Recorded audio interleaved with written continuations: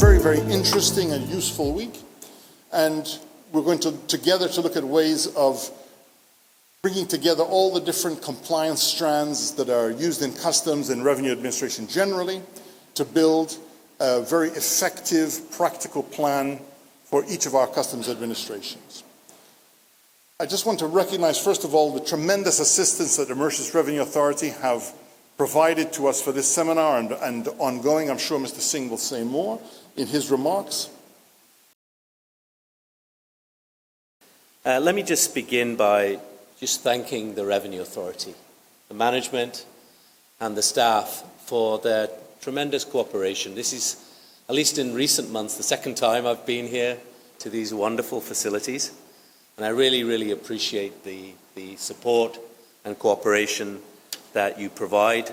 And it's more generally, it's consistent with the enormous support that the Mauritius government provides the IMF for its technical assistance and training operations here in Mauritius that serve not just the countries in this room, the Southern African countries, but Mauritius also supports the Training Institute and has provided very generous resources for that, that serves the entire sub-Saharan African continent, 45 countries. So that's very, very important to recognize that and applaud that right at the beginning. I'm going to say a few words about the seminar itself. Okay, so what's the purpose of this important workshop? It's really to help you build, as customs administrations across the region, help you build practical, risk-based compliance improvement plans that strengthen your controls as you facilitate trade.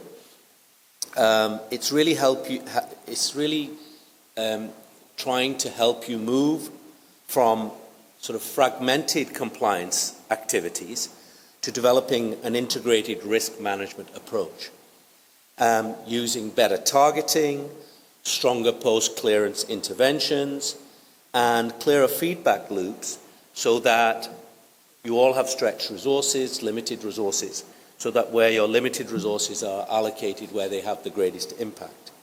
So we have our member countries of AFRITAC South here, English-speaking group of countries that are here. We have done seminars for the Francophone countries. We're going to do one for the Lusophone countries as well, but here we have the Anglophone countries. And you're all working on related issues, including as part of, I'll say a few more words about the African Continental Free Trade Area and how this work fits into that. Let me just say just a few comments about what you'll be doing this week. So today will be a heavy focus on what I mentioned earlier, integrated risk management. Okay? So across the whole customs process chain. And then in the course of that, our experts, and we look forward to you sharing your experiences, we'll talk about various country experiences and some practical approaches that you've implemented. Tomorrow we'll move on to how do you build, starting from this integrated risk management approach, how do you build an effective compliance improvement plan? So what are the core elements? How do you segment by size and by risk? And how do you strengthen selectivity? And we look at how you develop, review and refine different targeting criteria. On the third day, we'll move to a case study, so practical application through a case study of this integrated risk management and compliance improvement plan concepts, and there'll be a lot of exchange and peer learning opportunities as you look at this case study. And last, on the next 2 days, we're going to introduce you to the International Customs Administration Survey. We'll do a workshop around that. We'll see how this survey and the information that you will put into that and that we will share with you, how it supports diagnostic assessment and reform prioritization. And then we'll get your feedback before we finalize and refine this tool. Okay, so you have a very important role to play in shaping this survey. Why does all this matter right now? I mean, the broader macro context is that the region is really facing, and has for many years, after all these shocks, COVID, global trade shocks, the impact of the war in Ukraine and so on, has been facing a polycrisis, a succession of shocks that have really impacted the region's growth prospects. It has squeezed even further the limited fiscal space that countries have in sub-Saharan Africa. It's made financing really scarce and expensive, and it's all taking place in the context of high debt levels. So in that environment, countries face a number of challenges. They don't have the traditional external, aid has been declining, they don't have the traditional sources of external financing, there are huge development needs, okay? There are big social pressures. I mean, I don't have to tell our Kenyan friends here of what happened and how complicated tax reform was there and what happened as a result. But in that environment, strengthening domestic revenue mobilization, improving on the other side the efficiency of public spending becomes absolutely central. And so the work that you're doing on the customs side is absolutely at the heart of your country's ability to build resilience, grow faster, and meet the challenges of a very complicated geoeconomic fragmentation that the world faces. So this seminar is very much in the spirit of the current policy challenges faced by the region. So related to that, a lot of challenges around illicit flows, facilitating legitimate trade, securing borders. And so this integrated risk management approach, which Stephen will tell you more about and our experts will tell you more about, is a more holistic approach that shifts away from sort of, transaction by transaction type approaches towards risk-based, intelligence-driven controls. And this will also facilitate the trading activities of compliant traders. I'm sure the vast majority of traders are compliant traders, and we don't want customs processes that add to the cost of doing business. Okay? Now, I said I would mention a few words about the African Continental Free Trade Area. I mean, I want to put that in this context.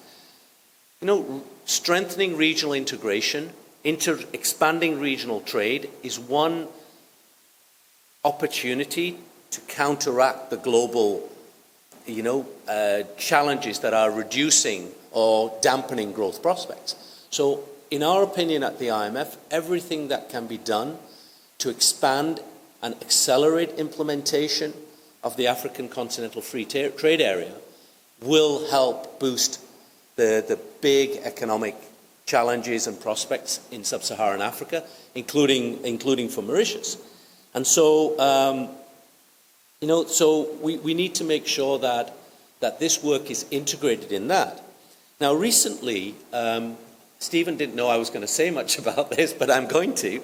Recently, we published a paper, a how-to note, that some of Stephen's colleagues, Gilles Montagna at the exports in Washington. How can we reform customs to support implementation of the African Continental Free Trade Area? And I've asked my colleagues to share that paper with the participants here. But basically, that paper talks a lot about improving compliance. Okay? That has to be built into customs modernization processes and not something that you just tag on. It has to be central. And then I don't want to go into the details of the paper, but let me just highlight a few things that it talks about. It talks about proactive facilitative compliance, okay? So clearer procedures, guidance to traders, and more predictable decisions. It talks about modernizing systems, including IT systems. It talks about and analyzing compliance risks related to rules of origin and preferential treatment, the integrity of trader identities and transit. It talks about incentives and predictability tools, trusted trader approaches. Stephen knows a lot about that, and my colleagues, I'm sure, have a great deal of expertise on that. And something that I was just talking to the CEO about at the beginning of this seminar, data-driven enforcement. And I know that's a very big priority for the MRA, hiring data analysts. So it would be really interesting to hear this week what other customs administrations are doing on the analytical side, mirror data approaches, comparing your information with the jurisdictions that are exporting or importing from your countries, and so forth. So basically, that's just a few words about how this links with the African Continental Free Trade Area. I want to end just with a few words on this survey that I talked about. Some of you may be hearing about it for the first time. Basically, a tool to help support your leadership decisions. It's a practical tool. So it's going to help you identify strengths and gaps, helps you prioritize your reforms and track progress. And it's designed to be interactive so that we get your feedback, and that's what we're going to try and do in this workshop. Let me just end with, again, a deep thanks to MRA, okay, and the government again for facilitating us. I think you're going to be working in this beautiful room with these great facilities. The recent investments made by the government, including, I would like to share with you that the government is working with us to build a brand new training facility, a state-of-the-art training facility in Mauritius that is consistent with Mauritius's profile as a leader in this region, as a country that others look up to, and we will be very, very honoured, to have. At the moment, we have over 1,000 officials from sub-Saharan Africa that come to our training centre. It's going to be a real honour to see them come and experience the excellence of Mauritius in this state-of-the-art training facility, which should be completed in the course of this year. So I want to thank you, Minister Damry, for your tremendous leadership and support in making that happen. But it's just the latest example of continuous intellectual and financial support that we receive from the government. So let me just end by saying, enjoy your week here. Don't be afraid to ask questions. Be on time. Be fully engaged. Share your experiences. We will have a lot to learn from you. And I really want to wish you a very successful workshop. Thank you for your attention. I noted with interest Mr. Sukhwinder Singh saying that we really need regional cooperation. And of course, we are going to be facing quite challenging geopolitical sort of problems in the coming years, it looks like. If I may just add for our friends from the IMF, cooperation at the level of African countries is, of course, essential. But may I suggest, sir, if the IMF could try to find ways for African businesses to get financing at lower cost. I have been from the banking sector and I know the cost to businesses operating from within Africa is sometimes very high compared to what they get in OECD countries and other places. Coming back to our session here, the government of Mauritius, of course, fully acknowledges the evolving nature of the risks and challenges we face. And I wish to express my sincere appreciation to Honorable Dhaneshwar Damry, Junior Minister of Finance, for honoring us with his presence today and supporting this initiative. Honorable Minister, your participation demonstrates that Mauritius is committed to having a modern, intelligence-led customs administration. And I must also, on my own behalf and on behalf of the management and the board of MRA, thank you for the personal attention you have been giving to all the initiatives undertaken at the level of the MRA. I would also like to extend our sincere thanks to AFRITAC South, the IMF, and the High Commission of Australia for organizing and facilitating this seminar in partnership with the MRA. This collaboration has consistently helped us to reflect critically on our practices, benchmark ourselves against international standards, and identify areas where we must continue to improve.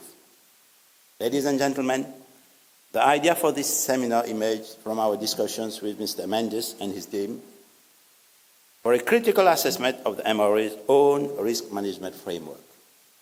Risks, as you know, have been evolving, and we need to keep updating our framework and the way we view it and the way we tackle risks. Whilst we have made solid progress over the years, we have also recognized the need for continuously revising our selectivity criterion to avoid that they become too predictable by offenders. When we become predictable, offenders often make use of that predictability. As we know, predictability in a customs environment especially creates vulnerability, including revenue leakage, fraud, smuggling, and organized crime, such as drugs. Risk management is therefore not a static tool. We must evolve in response to changing trade patterns, emerging threats, new technologies, and increasingly sophisticated forms of non-compliance. This seminar is particularly timely because it focuses not only on identifying risks, but on translating risk analysis into concrete actions to develop a structured and integrated compliance improvement plan. Customs administrations today operate in an environment of growing complexity. We are expected to facilitate legitimate trade swiftly and efficiently, whilst simultaneously protecting revenue, securing borders, and safeguarding society. Some of these objectives, as you can see, are conflicting. We need to make sure that goods, passengers, they are moved swiftly through airports and ports. At the same time, we need to make sure that we have identified the risks and scanned those who matter. So it's a complicated situation. Allow me to illustrate this challenge with a few figures. During the year 2025, a total of 356,645 customs declarations were validated in Mauritius. That's almost 1,000 every day. Of these, 46,461 declarations were eventually subjected to more detailed analysis and eventually led scanning and physical examination, while the majority were managed through post-clearance controls. So our job doesn't start with just clearing a consignment. We need to do some post-clearance works to make sure that whatever may have filtered through during clearance, we eventually get to know what may have gone wrong. In parallel, during the same year, 2025, Mauritius welcomed 1.4 million tourists, each representing a potential risk profile requiring informed and proportionate intervention. And you have seen lately, we have been arresting so many people, not just from what were considered as underdeveloped countries, but from the UK, France, and other countries, even the US. Through the effective application of risk management and profiling techniques, our customs officers, and my thanks to all of you, were able to focus their efforts where it mattered most. As a result, in 2025 alone, more than 1 ton of dangerous drugs, with an estimated street value exceeding 8.4 billion rupees, were intercepted. These results underline a simple but powerful truth. Good risk management protects society whilst keeping trade moving. This philosophy is clearly reflected in the World Customs Organization theme for 2026, Customs Protecting Society through Vigilance and Commitment. Vigilance means continuously questioning our assumptions, refreshing our risk profiles, and staying ahead of those who seek to exploit weaknesses. To achieve our objectives, we need to invest in our people, strengthen our systems, and work closely with our partners nationally, regionally, and internationally. And again, I wish to express my thanks to Mr. Sukhwinder, Singh and his team at AFRITAC South and IMF. At Damry, we fully embrace this vision. Risk management allows us to allocate scarce resources intelligently, ensuring compliance and minimizing unnecessary intervention. We have laid strong foundations in terms of systems, procedures, and governance. However, we are also fully aware that risk management cannot operate in silos. This is why I was talking to our experts from the IMF. I said customs, and they told me that it is traditionally something that happens. Customs seems to work in isolation, and then the tax audits work in isolation. And really, we need to bring all of this together because common objective is that Mauritius and, of course, our respective countries should be the winner. So effective risk management requires quality and timely circulation of information amongst analysts, enforcement units, investigators, and post-clearance audit systems. We must obviously continue to enhance our analytical depth, operational focus, and impact, hence the usefulness of seminars and workshops like this one. Dear participants, over the coming sessions, you will explore integrated risk management, compliance improvement planning, and tools such as the International Customs Administration Survey, which Mr. Sukhwinder Singh was talking about. These support evidence-based decision-making and reform prioritization. I encourage all of you to engage actively, share your experiences openly, and challenge the established ways of thinking. The real value of this seminar lies not only in the expertise of the facilitators, but in the collective intelligence and experience that each of you brings. Risk management is, of course, a dynamic and evolving discipline demanding continuous learning, collaboration, and adaptability. Whether through improved data analytics, stronger inter-unit cooperation, or targeted actions against high-risk sectors, our objective remains very clear: build smarter, more agile, and more resilient customs administrations so as to protect society and support sustainable economic growth. At this point, I would like to pay tribute to the dedication and professionalism of our officers, especially in the Customs Department, particularly those working in very high risk management and enforcement. They operate in demanding conditions, often with very limited resources. They have constraints, a lot of them actually, but they nonetheless remain committed to defending national interests. In closing, I once again thank AFRITAC South, the IMF experts, our partners, in particular, my thanks to Mr. Sukhwinder Singh and Mr. Mendes, and all participants here for your commitment and your presence. I wish you all a productive, engaging, and rewarding seminar. Recognising that the vital role that Customs Administration plays in facilitating trade, protecting borders and preventing the illegal movement of goods. Customs administrations are essential to economic development and national prosperity, and I know that everybody in the room is aware of that. They are no longer just revenue collectors, they are economic institutions, and important ones at that. Globally, we are seeing a real focus on innovation, digital transformation, and adaptive strategies to secure trade while responding to emerging challenges, whether from e-commerce, increasingly complex supply chains, cross-border crime, or rapid technological change. And this focus closely aligns with the macroeconomic priorities of governments across this important region. Many countries continue to face vulnerabilities: high public debt, scarce financing, inflationary pressures, trade barriers, and financial sector risks. Raising domestic revenue is essential to financing development priorities, strengthening resilience to shocks, and supporting poverty reduction and social protection.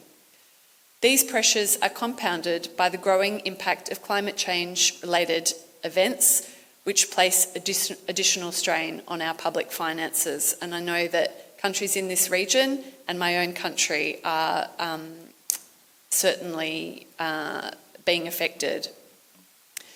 Policymakers are often required to make difficult and sometimes unpopular choices to safeguard macroeconomic stability. In this context, effective, fair and credible customs administrations matter enormously. They are central to sustaining public trust while delivering revenue, facilitating trade and supporting regional integration. And this is why capacity development such as this workshop are so important and critical. Country-centred technical assistance, training and peer learning continue to be key tools for strengthening our institutions. Macroeconomic priorities depend on strong leadership and capable institutions, including customs administrations. Australia has long recognised this. Partnering with the IMF and its regional centres has been a core element of Australia's international economic engagement. Australia was a founding donor to AFRITAC South, supporting its establishment and evolution as a regional hub for high-quality capacity development. Our support has been sustained and practical across the world, reflecting a strong belief in the importance of institutions, skills and data-driven decision-making. We contributed over $2 million to AFRITAC South across Phase 1 and 2 programs, but beyond funding, Australia has sought to add value by linking initiatives, most notably by aligning AFRITAC South's training with our Australia Awards program, enabling tailored macroeconomic and leadership courses for officials from across Africa. In the AFRITAC South constituency, Australia's customs authorities, including through the Australian Border Force, have also provided technical experts to support leadership development and capacity building, including in the Seychelles. Turning to this workshop, its focus could not be more relevant. The role of customs has evolved significantly. Integrated risk management lies at the heart of this evolution. Developing risk-based compliance improvement plans, reviewing selectivity criteria, and strengthening the flow and use of risk information across enforcement and compliance units are now core aspects of modern customs work. And these approaches allow administrations to focus on resources where risk is highest, while reducing burdens on compliant traders and supporting economic activity. The results of the collective effort are really clear. Across the region, customs administrations supported by AFRITAC South and the IMF have modernised systems, strengthened leadership and analytical capability, mobilised additional revenues through improved audit and investigations, expanded e-services and expedited refunds, and these are significant achievements. Let me conclude by encouraging all of the participants in this important workshop to make the most of it today and this week. The Prime Minister of Mauritius has declared 2026 as the year of the economy. What that means for us is create jobs and drive inclusive growth for our people. And to do that, capacity building is an important pillar. And I congratulate the MRA for taking the lead in this initiative. I would also like to thank the IMF for trusting Mauritius as their training center for Africa and AFRITAC South. And indeed, this is the way that we see the future of Mauritius. Mr. Singh referred to geopolitics, to internal shocks, external shocks, and the need for regional cooperation as a buffer against those unpredictable events. We have heard that. Mauritius has heard that. And that is why Mauritius is engaging proactively with institutions like IMF in implementing capacity building not only for Mauritius, but for people from the continent, because that's the way that the continent will create jobs and drive inclusive growth in their respective countries. And Mauritius is increasing its intensity in becoming a global capacity building center. Not only the IMF, but we are also in discussion with the World Bank to host their Center of Excellence in Digital Finance and AI in Mauritius. We are in discussion with a number of institutions like the United Nations, like global banks, like big techs, to have the centers of excellence for Africa in Mauritius. And the government of Mauritius is actively participating in resource allocation, resource building with these institutions to make that happen. I must also say that I just got to know about the important role of Australia in AFRITAC. I wasn't aware of it, I apologize. But kudos again.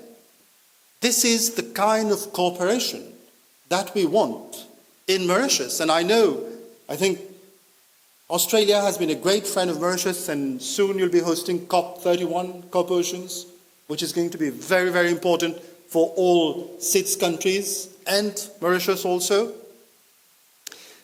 The message that I'm trying to deliver to you is that Mauritius will play its role in the value chain in African economic growth. This year, we have to focus on economic growth. Last year, we focused on restoring macroeconomic stability through important but highly unpopular fiscal decisions, policy decisions. And we have done that. We have had to do that because, as Mr. Singh said, fiscal consolidation is very important to bring back the stability for future growth. And now we are banking. This year, we are going to bank on growth. We have major projects for growth. We have, I will not say it now, but we'll list the projects shortly. We have major projects that, in my humble opinion, will redefine the economic landscape of this country. Now, speaking a little bit about today's topic, risk-based compliance plan for customs. In fact, risk-based compliance plan is not only for customs, but for every institution, is so important. A lot of you will know that Mauritius will soon be undergoing the FATF review. And our weak point, I must say, in the reports is about effectiveness. We have been able to create the laws, the ecosystem, but where we need to improve, it's about effectiveness. And I will suggest the same thing here. It's all good about having great laws, great ecosystems, but if the implementation is weak, if the effectiveness is not there, then it will not work. That is why Mauritius is so concerned about effectiveness. Mauritius will play its leadership role about effectiveness. We have to get our FATF review right. Mauritius will make no compromise whatsoever about its reputation. That's a message loud and clear. And the customs, the MRA, the Director General, is doing such a good job here through these capacity building initiatives. And I will urge my good friend here to share his experiences with other government institutions so that they also increase their capacity building initiatives. And I'll tell you why this is important. I'll share small inside information with you. When Moody's rated our sovereign credit, we actually scored higher in our economic institution strength. And this is because of activities like you're doing. And this is the reason, one of the reasons, why we have been able to maintain our investment grade Baa3. We have overscored there. So we want to strengthen our economic institutions. That's the role of our government. As a politician, as a policy guy, I like to share insights. You have got a fair insight of what is expecting you over the next few days, and I'm sure you'll get out of here better than when you arrived. But I'd like to tell you, to share insight about 2 people, and then you decide which one you want to be. I won't take names. There was one politician in India, in a country, who was receiving a very important personality from abroad. And at that time, wireless was the great thing, was the in thing. So he took that imported guest to his village, and then he started digging. He got his people to start digging. And the guest was like, "But what are you showing me?" He said, "Wait, sir, have a look." So they dug, they dug, they dug. They found nothing. So then he said, this is wireless. We have been wireless for ages. So you can have that type of person. On the other hand, you take Thomas Edison. He tried and tried. He failed, maybe 10,000 times, but he tried till he got it right. So each one of you here in this room has this choice to make, which type of person you want to be. In Mauritius, we have made our choice. We are very clear. Progress in increments is not something that we favor. We want progress in quantum leaps. And we'll do. We'll do. We'll try. We'll make our best. We'll make every effort to succeed. So today, every country in the continent, every country in the world has this choice to make, who you want to be. And because we are in an African context, I'd like to leave you with this thought from Madiba. Nothing is impossible until it's done. Thank you. Good morning.